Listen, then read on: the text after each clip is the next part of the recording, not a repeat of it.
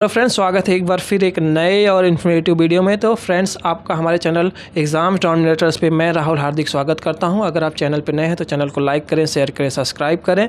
और फ्रेंड, हम आए हुए आज हमारे साथ हैं शांतनु कुमार सर, जिनका इस बार यूपी पीसीएस में 11वीं रैंक के साथ एसडीएम के पद पर चयन हुआ है। और हम हैं इस वक्त दिल्ली के करोल बाग के जगह पे।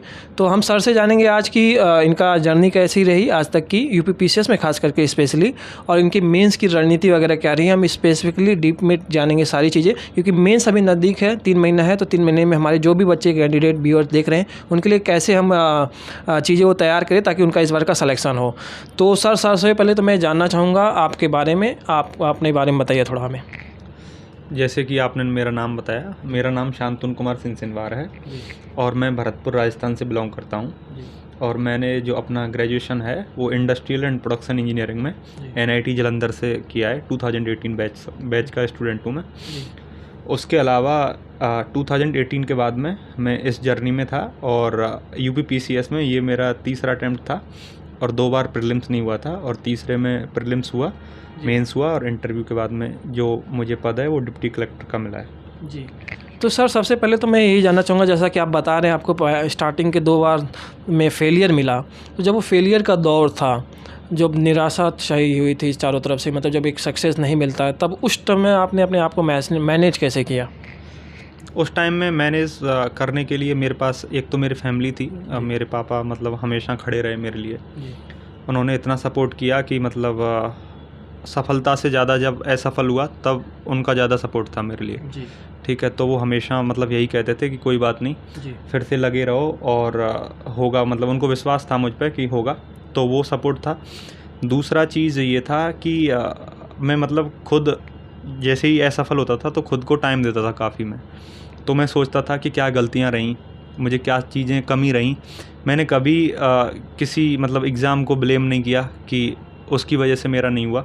मैंने खुद की गलतियों को एक्सेप्ट किया और उन गलतियों को बार बार नहीं दोहराया और फिर से मतलब खड़ा होना और फिर से डेली चीज़ों को टारगेट बना के सेट करना और उसको अमल करना, मतलब ये मेरा चीज़ था। और उसके अलावा मोटिवेशन के लिए मैं क्या है, देखो यूट्यूब और इन पर ये होते हैं शॉर्ट टर्म मोटिवेशन, 2 घंटे के लिए आ गया। ठीक है, लॉन्ग टर्म मोटिवेशन यही था कि मैं इस जर्नी में आया क्यों, एक तो यही था। दूसरा चीज़ है कि यहाँ से जाऊँगा तो मतलब क्या ही मिलेगा मुझे। ठीक है, तो पूरा मतलब जी जान से मैंने मेहनत की और उसका जो फल है वो अभी मिला है जी।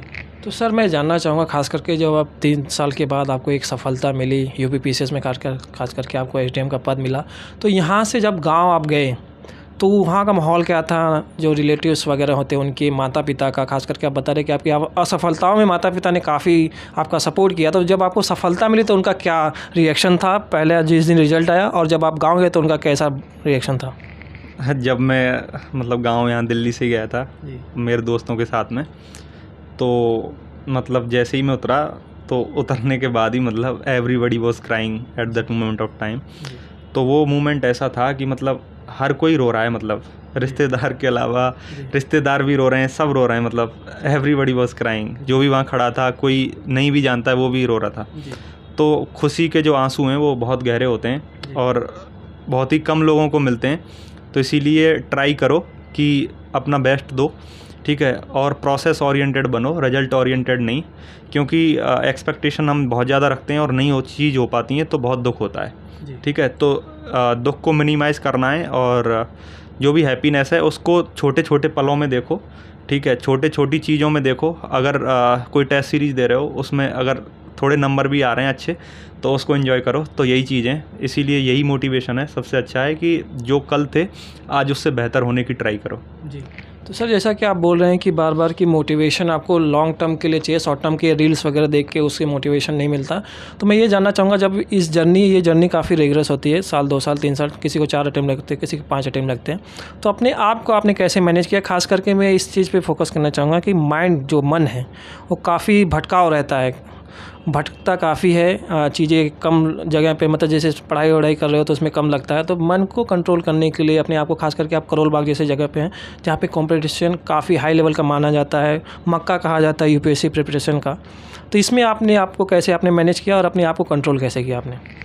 देखो, मेन चीज़ तो इसमें 3-4 चीज़ फैक्टर मैं बोलूँगा। जी। फर्स्ट है सोशल मीडिया। जी।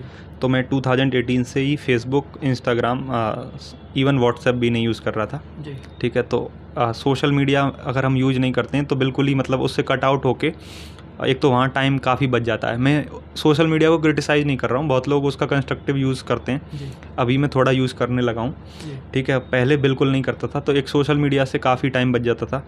दूसरा देखो, हम यहाँ पे आस-पास रहते हैं।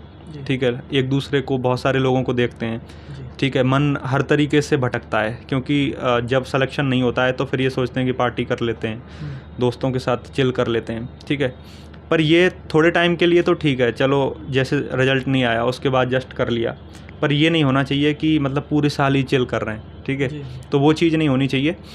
ये चीज़ मैंने कभी नहीं करी, और मैं यही सोच लेता था कि यार घर वाले इतना पैसा वैसा खर्च कर रहे हैं मेरे ऊपर, ठीक है, उनको भी होप है, ठीक है, तो मुझे भी मतलब अपना बेस्ट देना चाहिए, और जो भी उनकी मतलब उनको निराश नहीं करना है मुझे। तो ये मेरे दिमाग में हमेशा रहता था। और दूसरा, मेरे खुद के एम्बिशंस हैं, तो वो जो खुद के एम्बिशंस होते हैं, जितने ज़्यादा वो स्ट्रॉन्ग होंगे उतना ज़्यादा आप उस चीज़ के लिए लग जाओगे। ठीक है, और दूसरा चीज़ था जो ये पढ़ाई, जितनी भी आप बुक्स देख रहे हो उधर, ठीक है, उन सारी को मैं मतलब जीने लगा था, मैं चीज़ों को ऑब्ज़र्व करने लगा था। जी। कि जैसे पार्लियामेंट, अच्छा पार्लियामेंट ये है, यहाँ दिल्ली में है। जी। ठीक है, यहाँ पे ऐसे मतलब जो हमारे सांसद हैं यहाँ पे आ रहे हैं, तो हर चीज़ को उस तरीके से विजुलाइज़ किया है मैंने, इस जर्नी को, तो उस प्रोसेस को एंजॉय किया है। तो काफ़ी मतलब अच्छा लगता था कि चीज़ें समझ आती थी मुझे तो। जी। और सर मैं जानना चाहूँगा, जब आप शुरुआती दौर में आए यहाँ पे दिल्ली में प्रिपरेशन के लिए, तो शुरुआत में होता है कि काफ़ी बार बच्चे काफ़ी भटका होता है, कोचिंग लेने में भटका होता है, मटेरियल को सही मटेरियल चूज़ करने में भटका होता है। तो इसमें मैं जानना चाहूँगा कि खास करके आपको शुरुआती दौर में किन किन चुनौतियों का सामना करना पड़ा, और कंटेंट जो काफ़ी मार्केट में अवेलेबल है वाइड रेंज में, तो कंटेंट फ़िल्ट्रेशन आपने कैसे किया? देखो, कंटेंट, एक टर्म यूज होती है कंटेंट टेररिज्म। ठीक है, जी। तो वो कंटेंट इतना फ्लड हो गया मार्केट में कि मतलब बच्चों को ये नहीं पता लगता है कि क्या सही है क्या गलत है। जी। ठीक है, तो मैं कहूँगा कि उसके लिए राइट गाइडेंस की ज़रूरत है। ठीक है, आप जहाँ से भी, जो भी आप अगर कोचिंग ले रहे हैं तो ठीक है, नहीं तो टॉपर्स जो बता रहे हैं, जो आप पे सूट कर रहा है उस टॉपर्स का आप यूज़ कर सकते हैं। मैं ये नहीं कह रहा कि मेरा यूज़ करो या किसी और का यूज़ करो। ठीक है, जो आपको सूट कर रहा है। ठीक है, जैसे मैंने जैसे विजन की PT 365 और मेंस 365 किए थे। ठीक है, तो मुझे वो काफ़ी अच्छा लगा। उसके अलावा मैंने कोई करंट अफेयर्स का कुछ नहीं किया था। ठीक है, तो मैंने अपने सोर्सेज काफ़ी लिमिटेड ही रखे। ठीक है, और उनको मल्टीपल टाइम रिवीजन किया था, और यही हर टॉपर भी बताता है। ठीक है, तो कंटेंट टेररिज्म से बचें, कि ये नहीं कि फैक्ट मैं यहाँ से भी पढ़ लेता हूँ, कोट यहाँ से भी पढ़ लेता हूँ, वहाँ से भी पढ़ लेता हूँ, उसके चक्कर में ना इधर का रहता है आदमी ना उधर का रहता है। अपने सोर्सेज काफ़ी लिमिटेड रखो। ठीक है, और उसको बार बार रिवाइज़ करो, शॉर्ट नोट्स बनाओ, यही है जी। तो सर मैं अब आना चाहूँगा खास करके यूपी पीसीएस के मेंस पे। सितंबर में मेंस प्रस्तावित है यूपी पीसीएस का इस बार का, तो मेंस की तैयारी आपने कैसे और कहाँ से की? अगर आप हमें कुछ पेपर 1 से लेके पेपर 4 तक बता पाएँ, खास करके अभी ऑप्शनल जब रिमूव हो गया तो यूपी स्पेशल आ गया है 2 पेपर उसके एवरेज में। तो पहले मैं जानना चाहूँगा खास करके जीएस के पर्सपेक्टिव से कि जीएस की तैयारी आपने कैसे की, अगर जीएस 1 की बात करें हम तो? जैसे GS 1 में सब्जेक्ट होते हैं, जैसे सोसाइटी होती है, ज्योग्राफी होती है, हिस्ट्री होती है, हिस्ट्री में भी कई हिस्ट्री होती हैं। ठीक है, आर्ट एंड कल्चर भी होता है उसका पार्ट। ठीक है, तो सबका मैंने क्या किया, जैसे सोसाइटी का ले लेते हैं। सोसाइटी का जैसे विजन की स्मृति मैम थी, उनके नोट्स थे, वो पढ़े थे। ठीक है, जैसे ही नोट्स पढ़ने के बाद में कोई टॉपिक कंप्लीट होता है तो उसमें PYQ मैंने देखा था, तो PYQ में जो भी क्वेश्चन थे वो मैंने लिखे थे। ठीक है, तो PYQ ज़रूर करें। ठीक है, चाहे UPSC है या फिर UPPCS है, दोनों के लिए PYQ is very very important. ठीक है, दूसरा चीज़ है कि जैसे ज्योग्राफी है, ज्योग्राफी के लिए जैसे ऋषिकेश सर थे पहले, अभी उनकी मतलब अनफॉर्चुनेटली डेथ हो गई कोविड में। ठीक है, मतलब काफ़ी, मैं तो काफ़ी दुखी था उस टाइम पे। ठीक है, तो उनका मतलब ज्योग्राफी मुझे काफ़ी सही लगा मतलब। ठीक है, तो वो किया था मैंने ज्योग्राफी, उसके नोट्स बनाए थे। उसके अलावा मैंने NCERTs भी की थी। ठीक है, ऋषिकेश सर से पढ़ने से पहले मैंने NCERTs की थी। कौन सी क्लास तक सर? ज्योग्राफी के लिए वैसे तो मैंने तो पर्टिकुलरली बताऊं तो मैंने तो 6 to 12 की थी, पर अगर मैं रिकमेंड करना चाहूँ तो 11-12 का आप देख सकते हो। ठीक है, और सेलेक्टिवली कुछ चैप्टर 9th और 10th का दे सकते हो। उसका मैं टेलीग्राम में बता दूंगा जी कि एक टेलीग्राम ग्रुप भी है, उसमें मैं चलाता हूँ, तो मैं बताता हूँ बच्चों को कि क्या करना है। जी ठीक है, तो उसमें मैं बता दूंगा। जी ठीक है, उसके लिए ये हो गया आपका ज्योग्राफी। हिस्ट्री के लिए जैसे मैंने स्पेक्ट्रम पढ़ी थी, जी ठीक है, वही जो बाकी टॉपर्स बताएंगे वही सारा मेरा है भी वही है। मतलब ऑलमोस्ट थोड़ा बहुत मैंने क्या है कंटेंट के लिए जी कुछ चीज़ें एनरिच की थी, वैल्यू एडिशन जिसको बोलते हैं। जी वो जैसे हिस्ट्री के लिए वैल्यू एडिशन तो नहीं, पर वैल्यू एडिशन मैंने टेस्ट सीरीज़ से थोड़ा किया था। जी टेस्ट सीरीज़ में जैसे कोई कैची लाइन हो गई, ठीक है, कैची लाइन के अलावा किसी ने कुछ जैसे कोई मतलब इवन मैंने कुछ थिंकर्स भी मतलब यूज़ कर लिए थे हिस्ट्री में। जी ठीक है, जैसे मॉडर्न हिस्ट्री में गांधी ने किसी चीज़ को लेके क्या कहा है, जी ठीक है, किसी ने मतलब एक वर्ड है हिमालयन ब्लंडर, जी जी ठीक है, तो उस तरीके से काफ़ी चीज़ें मतलब यूज़ की थी। जी ठीक है, जैसे इंडियन अनरेस्ट का फादर जी। तिलक को बोला था जी। वैलेंटाइन चिरोल ने। जी तो इस तरीके से मतलब कुछ ना कुछ यूज कर सकते हैं, मतलब जो मैंने यूज़ किए थे कहीं ना कहीं। जी। ठीक है, तो इस तरीके से देख सकते हैं। दूसरी चीज़ ये है कि जैसे जीएस पेपर 2 था, जी जीएस पेपर 2 में गवर्नेंस के मैंने मतलब खूब क्वेश्चन लिखे। ठीक है, और पॉलिटिकल साइंस मेरा ऑप्शनल था, जी। मतलब यूपी में, अभी तो हट गया है जी ऑप्शनल।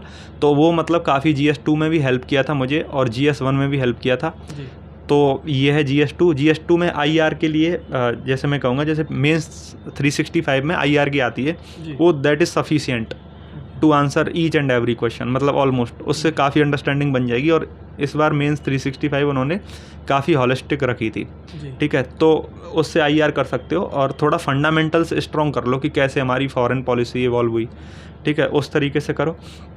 ठीक है, जीएस 2 हो गई ऑलमोस्ट। एक सोशल जस्टिस का भी एक सेक्शन होता है। जी सोशल जब सोसाइटी पढ़ते हो तो सोशल जस्टिस को उसी के साथ में कर लो, मतलब जीएस 2 और जीएस 1 का जो सोसाइटी का सेक्शन है और सोशल जस्टिस का सेक्शन है, वो दोनों एक साथ कर लो। जी ठीक है, फिर उसके बाद में जीएस 3 में जैसे इकोनॉमिक्स है, इकोनॉमिक्स में मैंने देखो कुछ लोग मुरनाल भी देखते हैं, पर मेरा सोर्स मुरनाल सर का नहीं था, मेरा सोर्स था विवेक सिंह सर का। ठीक है, तो विवेक सिंह सर की एक बुक आती है, तो वो मैंने पढ़ी थी। जी ठीक है, और जो भी मुरनाल देख रहे हैं, मुरनाल सर को देख रहे हैं, ठीक है, वो उन्हीं पे स्टिक रहें, कोई फ़र्क नहीं है, मतलब कहीं से भी एक से कर लो, जी दैट इज़ द थिंग। ठीक है, दूसरा है कि जैसे एनवायरनमेंट था, एनवायरनमेंट में मैंने शंकर आईएएस की जो बुक है वो पढ़ी थी, बहुत अच्छे से पढ़ी थी। जी मतलब अभी आपको मैं दिखा दूंगा कि जी। वो किस तरीके से पढ़ी थी। जी ठीक है, और ये शंकर आईएएस की बुक हो गई। फिर शंकर आईएएस की बुक के बाद में साइंस टेक के लिए मैंने 2-3 साल के जो करंट अफेयर्स थे वो पढ़े थे, और 6 से 10 तक की एनसीईआरटीज़ पढ़ी थी। जी ठीक है, वो प्रीलिम्स में तो काफ़ी हेल्प होता है यूपी में स्पेशली, क्योंकि साइंस के बहुत क्वेश्चन आते हैं। जी और वो एक पेपर और होता है सीएपीएफ का, जी सीएपीएफ के पेपर में साइंस बहुत आती है, तो वो यूपीपीसीएस जो भी दे रहा है जी उसको साइंस में भी हेल्प करेंगे, और सॉरी यूपीपीसीएस में भी हेल्प करेंगे और सीएपीएफ में भी हेल्प करेंगे। जी तो वो काफ़ी आता है। ठीक है, फिर उसके अलावा जीएस 3 में डिजास्टर मैनेजमेंट है, जी। उसमें 1-2 क्वेश्चन है, तो पीवाईक्यू कर लो। और थोड़ा डिजास्टर किस तरीके के होते हैं, कई तरीके की टाइप होते हैं। जी ठीक है, लैंड स्लाइड हो गया, अर्थक्वेक हो गया, तो उस तरीके से हर हीट वेव हो गई, काफ़ी न्यूज़ में चल रहा है, अर्बन हीट आइलैंड का कॉन्सेप्ट था, जी तो उस तरीके का देख सकते हैं। फिर जीएस 4 एथिक्स, एथिक्स बहुत क्रूशियल है। जी ठीक है, शायद 108 हाईएस्ट नंबर है, मुझे पता नहीं कितना है एग्जैक्टली। जी ठीक है, जी तो जीएस 4 में मैंने क्या है, लुकमान आईएएस हैं, उनके नोट्स मैंने काफ़ी पढ़े थे, जी केस स्टडीज़ भी काफ़ी लिखी हैं, जी और मेरे चारों जीएस मिला के 438 मार्क्स हैं, और वन ऑफ द हाईएस्ट आप बोल सकते हैं, जी। क्योंकि मैंने बाकियों के देखे हैं तो उतने मतलब एग्जैक्टली उतने मुझे नहीं मिले, जी पर एक आध अगर होंगे तो हाँ, वन ऑफ द हाईएस्ट का मतलब है कि हाईएस्ट में से किसी एक में मेरा नाम हो सकता है। जी ठीक है, तो 438 मार्क्स थे।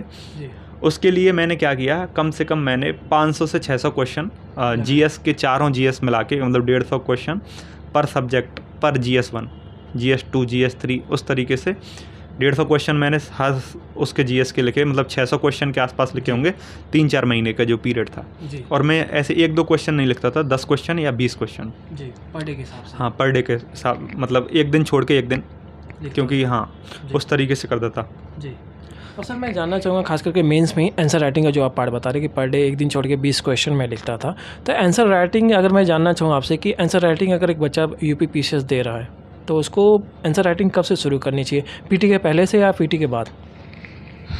देखो, इसमें दोनों तरीके से हो सकता है। अभी जो मेंस मतलब लिखेंगे वो तो अभी से स्टार्ट करेंगे। जी ठीक है, और मैं तो कहूँगा कि पीटी के पहले जो काफ़ी टाइम पहला होता है ना, जी जैसे पीटी सपोज़ करो जून में है या मई में है, जी ठीक है, तो दिसंबर से जो पहले का टाइम है उसमें मेंस का जितना कर सको करो, जी। ठीक है, ये मैं कहूँगा, जी ठीक है। और दिसंबर के बाद से मतलब पीटी ओरिएंटेड हो जाओ, ठीक है। पर मेरा जो केस था उसमें थोड़ा सा स्लाइटली डिफरेंट है। जी मेरे केस में ये था, मैं इंटीग्रेटेड करता था चीज़ें जी कि ठीक है, जैसे कुछ चीज़ें होती हैं वो मतलब पीटी में भी काम आती हैं और मेंस में भी काम आती हैं, तो उनको भी पढ़ता था, और साथ साथ जो सिर्फ मेंस में काम आती हैं उनको सबसे पहले स्टार्ट करता था। जैसे जून में पीटी ख़त्म हुआ, अगर पीटी नहीं निकला मेरा, तो उसके बाद में जैसे एथिक्स हो गई, तो ऐसी सब्जेक्ट में पहले स्टार्ट कर देता था। जैसे GS 4 एथिक्स है, तो एथिक्स, हाँ, तो जो पीटी और मेंस में जो ओवरलैपिंग नहीं है उनको मैं पहले स्टार्ट कर देता था, और जो ओवरलैपिंग है उनको बाद के पीरियड में करता था, क्योंकि पीटी में भी काम आ जाए। जी तो उस तरीके से किया मैंने। जी। जो सर आप बता रहे हैं GS 4 की बात आप करें एथिक्स की, तो एथिक्स में जो एग्जांपल्स वगैरह कोट करते हैं उसका कलेक्शन वगैरह आपने कहाँ से कैसे क्या क्या किया? उसका कलेक्शन मेरा मतलब उसमें मैंने सोर्सेज को थोड़ा डाइवर्सिफाई किया, जी ठीक है। उसके लिए शायद एक IAS हैं, उनकी रैंक 4th है या 5th है, अभी मुझे एग्जैक्टली पता नहीं है। जी उनके एक शॉर्ट नोट्स काइंड ऑफ थे जिसमें ये लिखे थे कि किस IAS अधिकारी या किस SDM का क्या क्या मतलब बेस्ट प्रैक्टिसेज उसने की हैं, जी ठीक है। तो वो एथिक्स में काफ़ी मतलब जैसे फॉर एग्जांपल ऑनेस्टी का एग्जांपल ले लो, ठीक है। ऑनेस्टी के लिए किस IAS ने क्या क्या काम किया, कितना ऑनेस्ट था, जी ठीक है। तो उस तरीके से इंटीग्रिटी वाले कौन कौन से IAS हैं। जी। उसके अलावा जैसे कुछ इंजीनियर भी हैं, विश्वेश्वरैया जी हैं, ठीक है। उन्होंने मतलब कुछ दिक्कत की वजह से उन्होंने मतलब रिजाइन कर दिया था, जी, जी। ठीक है। और रिजाइन के टाइम पे वो शायद अपनी गाड़ी से नहीं गए थे, जी मतलब वो गवर्नमेंट व्हीकल यूज़ नहीं किया था, प्राइवेट व्हीकल यूज़ किया था। इधर से तो गवर्नमेंट से गए थे और उधर से प्राइवेट से आए थे जब रिजाइन करने के बाद में, क्योंकि गवर्नमेंट पोस्ट नहीं थी। तो वो उस तरीके की इंटीग्रिटी वाले व्यक्ति थे, जी ठीक है। तो यही है। जी।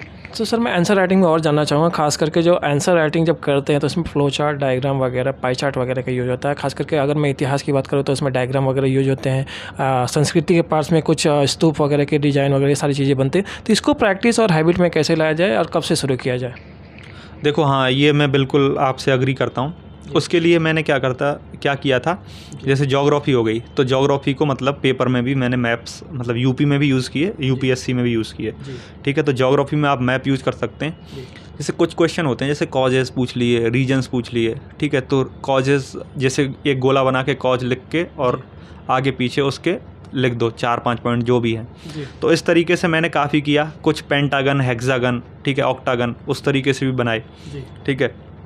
जैसे ऑक्टागन का एक प्रॉब्लम है कि आपको 6 ही पॉइंट याद हुए और ऑक्टागन बना दिया, तो 2 वो खाली रह गए, तो दिक्कत हो जाएगी, फिर एग्जामिनर का वो थोड़ा वो हो जाएगा। तो उसी हिसाब से बनाओ। तो उसके बचने के लिए कभी मैं गोलाई बना के और लिख देता था, तो उसमें ये नहीं रहता है कि कितने पॉइंट्स लिखने, ठीक है। तो ये वाली चीज़ है। तो एक ये किया था। उसके अलावा मैंने डायग्राम और डिफरेंट तरीके के बनाए।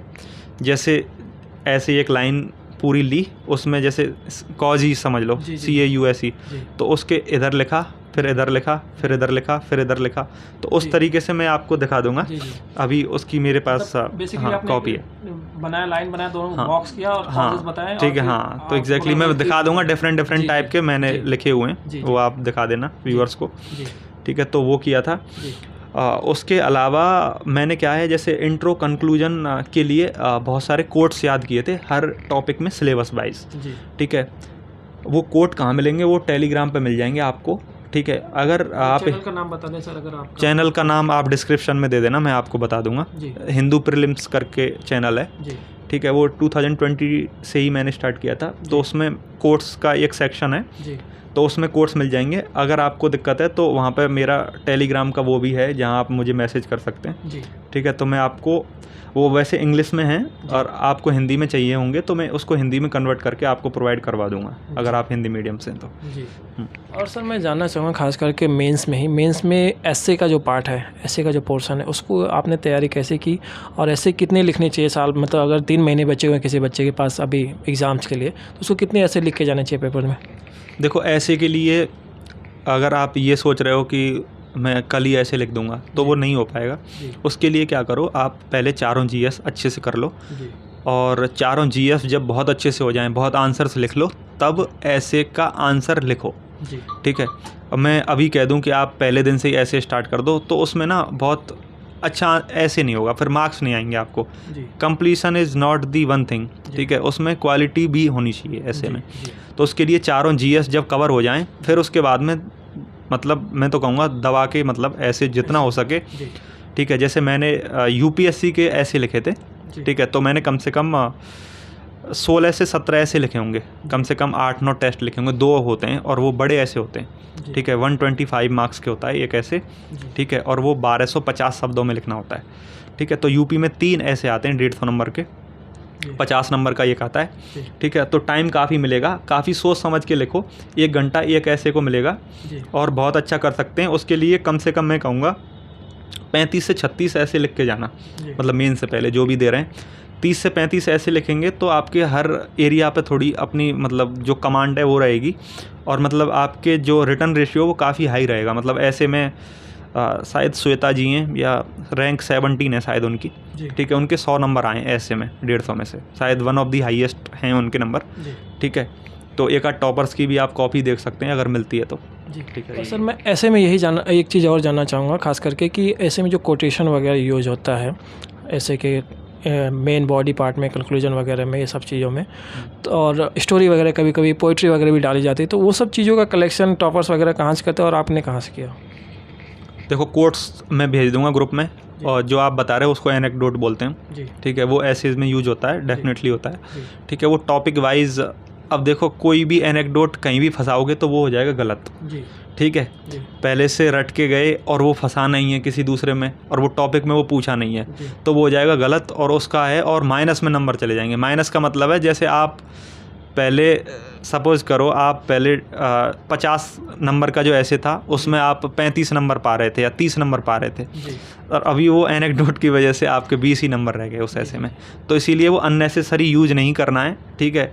हर एनेक्डोट का अपना एक कंटेक्स्ट होता है, अपना एक नेचर होता है। अगर वो उस तरीके का क्वेश्चन पूछा है तभी उसको यूज़ करना है, ठीक है। तो मैं एनेक्डोट भी प्रोवाइड करवा दूंगा उस पर, जो मेरे पास होंगे मैं देख के वो प्रोवाइड करवा दूंगा। तो thank you so much sir, आपने अपना कीमती वक्त दिया, उसके लिए बहुत बहुत धन्यवाद। Thank you very much. Viewers, इसी प्रकार की इन्फॉर्मेशनल और मोटिवेशनल वीडियो पाने के लिए हमारे चैनल पर बने रहे। अगर चैनल पे आप नए हैं तो चैनल को लाइक करें, शेयर करें, सब्सक्राइब करें। और हम नेक्स्ट वीडियो में सर की जानेंगे रणनीति मेंस की, खास करके बुक्स वगैरह इन्होंने कौन सी पढ़ी, कैसे अपने नोट्स वगैरह बनाए, क्या स्ट्रेटजी रही सर की, ये सारी चीज़ें जानेंगे हम नेक्स्ट वीडियो में। तो हमारे साथ वीडियो में अंत तक बने रहे। नेक्स्ट वीडियो में आप मेरे को सर का नोट्स वगैरह देखने को मिलेगा, कॉपीज़ वगैरह कैसे क्या लिखते हैं सर, और इन्होंने कैसे प्रैक्टिस की, खास करके जो सर डायग्राम बता रहे थे कि डायग्राम वगैरह कैसे बनाना, वो सारी चीज़ें हम दिखाएंगे नेक्स्ट वीडियो में। तो मिलते हैं नेक्स्ट वीडियो में। Thank you so much.